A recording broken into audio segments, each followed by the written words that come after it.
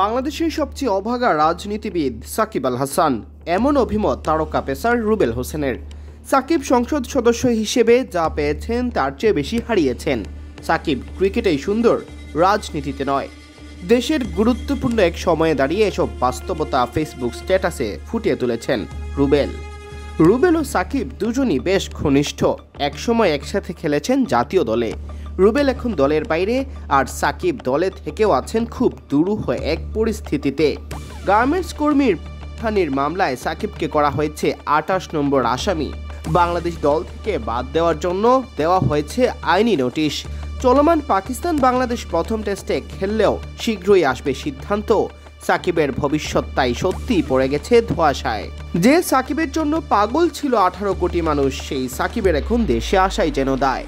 যে সাকিব আজীবন খেলে যাবেন এমন চাওয়া ছিল মানুষের, সেই সাকিবকে আর কখনো দেশের জার্সিতে দেখা যাবে কিনা তা নিয়েও আছে শঙ্কা। আর এত সব হচ্ছে শুধু একটি জিনিসের কারণেই, রাজনীতি। 2024 সালের জানুয়ারিতে দ্বাদশ জাতীয় সংসদ নির্বাচনে ক্ষমতাসীন আওয়ামী লীগের হয়ে প্রার্থিতা করেন সাকিব। মাগুরা এক আসন থেকে বিপুল ভোটে জয়লাভ করেন প্রশ্নবিদ্ধ এক নির্বাচনে।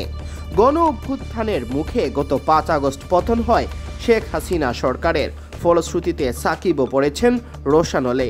তাতে দুঃখ প্রকাশ করে রুবেল ফেসবুক স্ট্যাটাসে লিখেছেন, বাংলাদেশের রাজনীতিতে সবচাইতে অভাগা একজন রাজনীতিবিদ, যার 6-7 মাসের রাজনীতির কেরিয়ারে 5 মাসের মতোই ছিলেন দেশের বাইরে। আপনি সংসদ সদস্য হয়ে কিছু পাওয়ার চেয়ে হারিয়েছেন অনেক কিছু। বাংলাদেশের সব ক্রিকেটার আপনার পাশে আছে।